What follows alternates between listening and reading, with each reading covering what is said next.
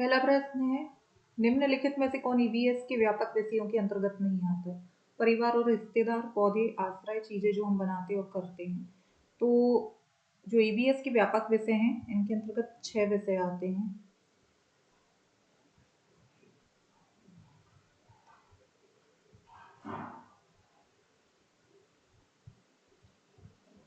पहला परिवार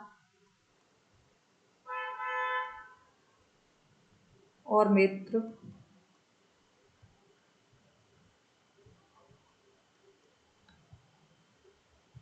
दूसरा आश्रय,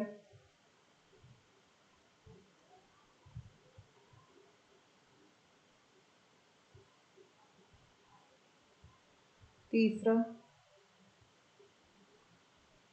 चीजें जो हम बनाते और करते हैं,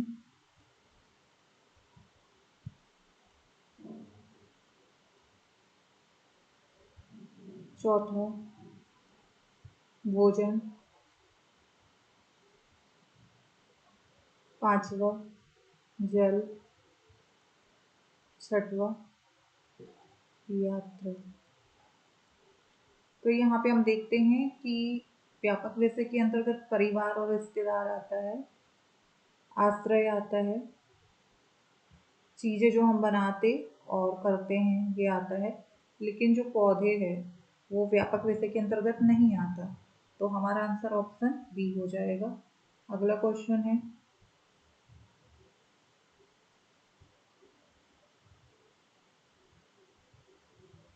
पर्यावरण अध्ययन को परिभाषित किया गया है। एक बहुविषयक शैक्षणिक क्षेत्र जो पर्यावरण के साथ मनुष्य के संबंध का व्यवस्थित रूप से अध्ययन करता है। नई पर्यावरण घटना का अध्ययन और खोज, सामाजिक, जैविक और भौतिक विज्ञान का अध्ययन, सम्मिलित रूप से विज्ञान और सामाजिक विज्ञान। तो यहाँ पे हमारा आंसर हो जाएगा ऑप्शन ए, एक बहुविषयक शैक्षणिक क्षेत्र जो पर्यावरण के साथ मनुष्य के संबंध का व्यवस्थित रूप से अध्ययन करता है। अगला क्वेश्चन है,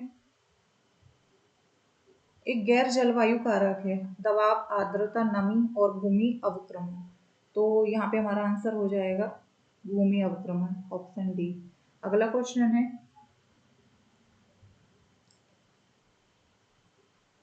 पारिस्थितिकी तंत्र पर मानवीय गतिविधियों के प्रभाव के बारे में निम्नलिखित में से कौन सी गतिविधि सही है?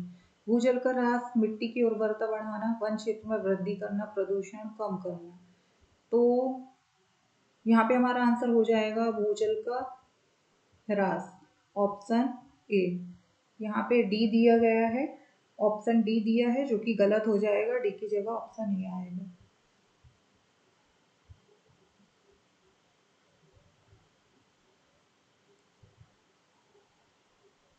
अगला क्वेश्चन है, निम्नलिखित में से किस अनुसार वायुमंडल में 79% नाइट्रोजन और 21% ऑक्सीजन है?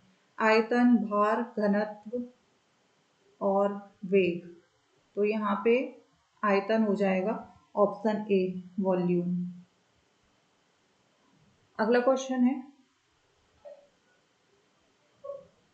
निम्नलिखित में से क्या जंगल का कार्य नहीं है? सतह से वर्षा जल के प्रवाह को कम करना, मिट्टी के कटाव को रोकना, स्थानीय तापमान को नियंत्रित करना, ध्वनि प्रदूषण को कम करना। तो यहाँ पे पूछा है जंगल का कार्य नहीं है पूछा है।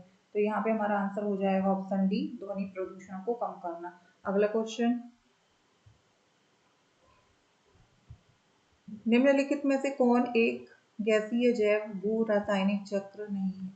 तो यहाँ पे दिया है जल चक्र, कार्बन चक्र, फास्फोरस चक्र, ऑक्सीजन चक्र। तो हमारा आंसर हो जाएगा ऑप्शन सी, फास्फोरस चक्र। अगला क्वेश्चन, चंगोपा पहाड़ों पर रहने वाली एक जनजाति शंकु के आकार के तंबू में रहती है जिसे याक के बालों से बुना जाता है और एक साथ सिला जाता है जो 9 डंडों से बांधा जाता है। फिर करीब 2 फीट गहरी जमीन खोदकर टेंट लगाया जाता है। उनके तंबू को क्या कहा जाता है? रेबो, चांगथंग, तासी और झूले। तो उसे रेबो कहा जाता है। हमारा आंसर हो जाएगा ऑप्शन ए, रेबो। अगला क्वेश्चन है, चांगपा अपनी भेड़ बकरी को अपने डेरे के पास रखते हैं, वह स्थान कहलाता है? छप्पर, घाटी, लेक, शेखा। तो यहाँ पे हमारा आंसर हो जाएगा लेक, ऑप्शन सी। अगला क्वेश्चन है, श्रीनगर में कई परिवार एक नाव में रहते हैं जो अंदर से अलग अलग कमरों वाले घर की तरह हैं, जो मुख्य रूप से डलझील और झेलम नदी में देखा जाता है। बोट हाउस, घाटी, खातबंद, तालाब घरी। तो इसे क्या कहते हैं? इसे घाटी कहा जाता है, डोंगा या घाटी। तो हमारा आंसर हो जाएगा ऑप्शन बी, डोंगा या घाटी। अगला क्वेश्चन है, कोई भी स्थान जिसके लिए ऐतिहासिक और स्थापत्य या सांस्कृतिक के संरक्षण की आवश्यकता होती है क्या कहलाता है? विरासत परिसर, धनुषाकार, कोरबेल्ट, इच्छुक विरासत। तो यहाँ पे हमारा आंसर हो जाएगा विरासत परिसर, ऑप्शन ए। अगला क्वेश्चन है, विरासत के प्रति जागरूकता के संबंध में इंटेक का पूर्ण रूप क्या है? Indian national trust for art and cultural heritage. तो यही सही है, हमारा आंसर हो जाएगा ऑप्शन ए, कला और सांस्कृतिक विरासत के लिए भारतीय राष्ट्रीय न्यास, ऑप्शन ए। अगला क्वेश्चन है, भारत सरकार ने ग्रामीण लोगों के जीवन की गुणवत्ता में सुधार लाने और महिलाओं को गोपनीयता और सम्मान प्रदान करने के उद्देश्य से कौन सा कार्यक्रम और कब शुरू किया था? 1986 में केंद्रीय ग्रामीण स्वच्छता कार्यक्रम, 1987 में राष्ट्रीय महिला स्वास्थ्य और स्वच्छता, 1990 में संपूर्ण स्वच्छता अभियान कार्यक्रम, 1988 में राष्ट्रीय ग्रामीण विकास और स्वच्छता कार्यक्रम। तो यहाँ पे हमारा आंसर हो जाएगा ऑप्शन ए, 1986 में केंद्रीय ग्रामीण स्वच्छता कार्यक्रम। अगला प्रश्न है, भारत के प्रधानमंत्री ने स्वच्छ भारत मिशन कब शुरू किया था? तो यहाँ पे हमारा आंसर हो जाएगा 2 अक्टूबर 2014, गांधी जयंती के दिन, ऑप्शन बी। अगला क्वेश्चन है, भारत सरकार द्वारा इन्फोस्पार की स्थापना किस वर्ष की गई? तो यहाँ पे 1953, 1957, 1960, 1962। तो हमारा आंसर हो जाएगा 1962। इन्फोस्पार का फुल फॉर्म है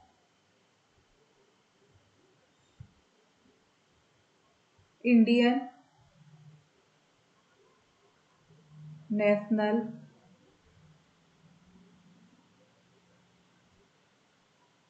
कमिटी फॉर स्पेस रिसर्च।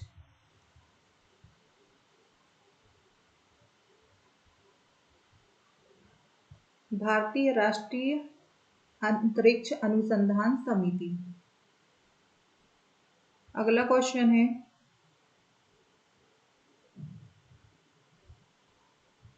टर्ल्स का पूर्ण रूप क्या है जिसे इसरो के पूर्ववर्ती संगठन द्वारा स्थापित किया गया था? Thiruvananthapuram equatorial rocket launching station, Thumba equatorial rocket launching station, 2 engine rocket launching system, 3 engine rocket launching system. तो यहाँ पे हमारा आंसर हो जाएगा option B, Thumba equatorial rocket launching station. अगला क्वेश्चन है, निम्नलिखित में से कौन सी अंतरिक्ष एरोस्पेस एजेंसी अपने देश के साथ सुमेलित नहीं है? CNSA China. तो ये सही है। DLR अंतरिक्ष प्रशासन डेनमार्क। तो ये DLR डेनमार्क की नहीं है, तो हमारा यहाँ पे पूछा सुमेलित नहीं है, तो हमारा आंसर हो जाएगा ऑप्शन बी, CNES फ्रांस, ये सुमेलित है, और लेपन इंडोनेशिया की, तो ये भी सुमेलित है। यहाँ पे हमारा आंसर हो जाएगा ऑप्शन बी। अगला क्वेश्चन, भारत के पहले उपग्रह आर्यभट्ट का प्रक्षेपण द्रव्यमान क्या था? 240 किलो, 300 किलो, 360 किलो और 400 किलो। तो यहाँ पे हमारा आंसर हो जाएगा 360 किलो, ऑप्शन सी। अगला क्वेश्चन, पृथ्वी का पहला कृत्रिम उपग्रह किस वर्ष सफलतापूर्वक प्रक्षेपित किया गया था? 1954, 1957, 1960, 1963। तो यहाँ पे हमारा आंसर हो जाएगा बी, 1957। पृथ्वी का पहला कृत्रिम उपग्रह स्पुतनिक 1 था। स्पुतनिक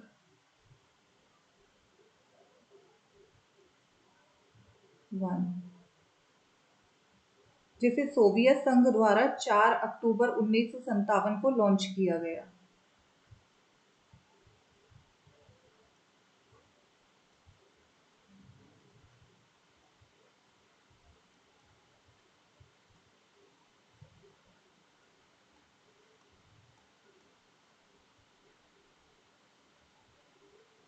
अगला क्वेश्चन, भारत के पहले उपग्रह आर्यभट्ट का कक्षीय जीवन था? 17 साल से थोड़ा अधिक, 17 साल से थोड़ा कम, 18 साल से थोड़ा कम और 18 साल से थोड़ा अधिक। तो भारत का जो पहला उपग्रह आर्यभट्ट था उसे 19 अप्रैल 1975 में लॉन्च किया गया था। 19 अप्रैल 1975 में लॉन्च किया गया था।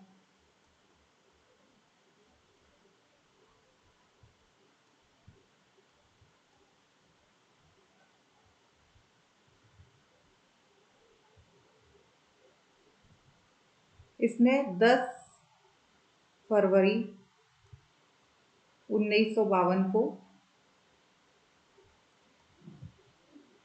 पृथ्वी के वायुमंडल में प्रवेश किया।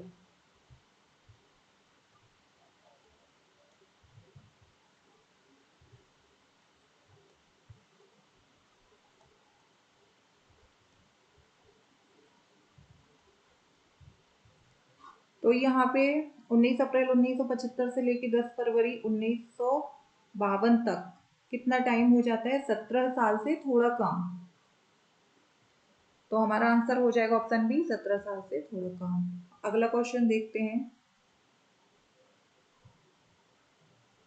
SLV-3 को किस वर्ष सफलतापूर्वक प्रक्षेपित किया गया था? तो 1977, 1980, 1984 और 1987। तो यहाँ पे हमारा आंसर हो जाएगा 1980, ऑप्शन बी। अगला क्वेश्चन है,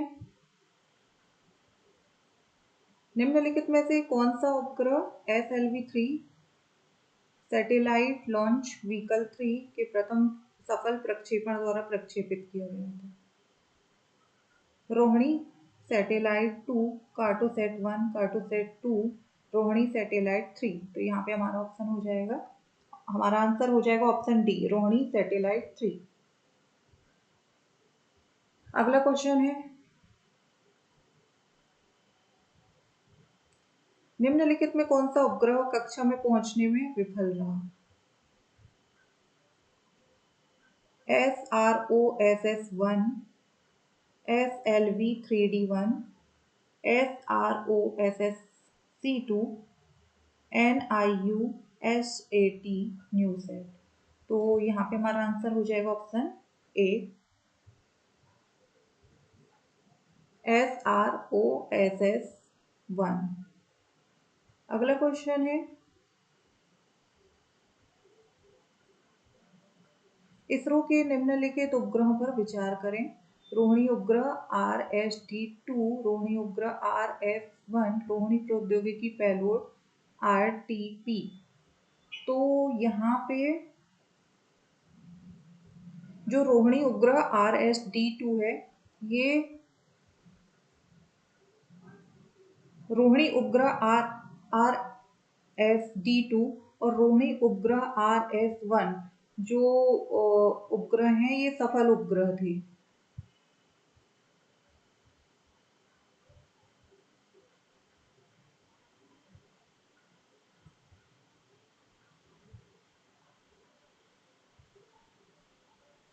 और जो रोहिणी प्रौद्योगिकी पेलोड है ये असफल उपग्रह था। तो यहाँ पे हमारा आंसर हो जाएगा 1 और 2 सही हैं, तो यहाँ पे हमारा आंसर हो जाएगा ऑप्शन ए, ओनली 1 एंड 2। अगला क्वेश्चन है, इसरो के निम्नलिखित अंतरिक्ष यान पर विचार करें। Chandrayaan 1, Mars orbiter spacecraft. तो इसरो के अंतरिक्ष यान, ये दोनों अंतरिक्ष यान इसरो के, तो यहाँ पे आ जाएगा ऑप्शन सी, दोनों 1 और 2। अगला क्वेश्चन है,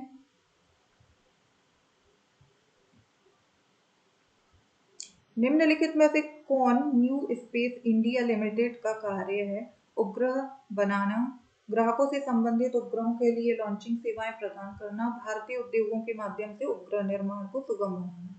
तो यहाँ पे ये तीनों सही हो जाएंगे, ये तीनों न्यू स्पेस इंडिया लिमिटेड के कार्य हैं, ये तीनों सही होंगे, जो कि ऑप्शन डी में दिया है 1, 2 और 3। तो यहाँ पे हमारा ऑप्शन डी सही आंसर हो जाएगा। अगला क्वेश्चन है, छोटे समूह में परिचर्चा के दौरान शिक्षक को क्या सुनिश्चित करना चाहिए? हर चर्चा लक्ष्योन्मुखी होनी चाहिए, चर्चा में सक्रिय रूप से भाग लेने के लिए बच्चों के पास विषय के बारे में पर्याप्त जानकारी है, किसी भी दृष्टिकोण या मत का अनादर या उपहास नहीं होना चाहिए। तो यहाँ पे हमारा आंसर हो जाएगा डी, ये तीनों ही सही हैं। हर चर्चा लक्ष्योन्मुखी होना चाहिए, तीनों सही हैं। तो यहाँ पे हम देखते हैं कहाँ पे तीनों दिया है, ऑप्शन डी, ये हमारा आंसर हो जाएगा। अगला क्वेश्चन देखते हैं, कई छात्र छोटे परिचर्चा का आनंद लेते हैं क्योंकि यह सहकर्मी आधारित संचार है, इसमें अंतःक्रियाएं होती हैं, यह छात्र को सक्रिय भागीदारी को प्रोत्साहित करता है। तो ये तीनों सही होंगे, हमारा आंसर हो जाएगा ऑप्शन डी, 1, 2 और 3, ऑप्शन डी। अगला क्वेश्चन है, कौशल जो छात्र छोटे परिचर्चा के माध्यम से विकसित करते हैं, विश्लेषणात्मक संचार, दोनों। तो यहाँ पे सी में दिया है, ऑप्शन सी में दोनों 1 और 2। तो यहाँ पे हमारा आंसर हो जाएगा सी। अगला क्वेश्चन है, निम्नलिखित में से कौन सा ईवीएस शिक्षण अधिगम की अवलोकन पद्धति का लाभ नहीं है? छात्रों को संतुष्ट करता है, लेखन कौशल विकसित करता है, छात्रों की जिज्ञासा विकसित करता है, बच्चों को उनके पर्यावरण का पता लगाने के लिए प्रोत्साहित करता है। यहाँ पे बोला है कि अवलोकन पद्धति का लाभ नहीं है। ये सभी अवलोकन पद्धति के लाभ हैं, छात्रों को संतुष्ट करता है, छात्रों की जिज्ञासा विकसित करता है और बच्चों को उनके पर्यावरण का पता लगाने के लिए प्रोत्साहित करता है। मगर यहाँ पे पूछा नहीं है, तो लेखन कौशल विकसित करता है, ये हो जाएगा ऑप्शन बी।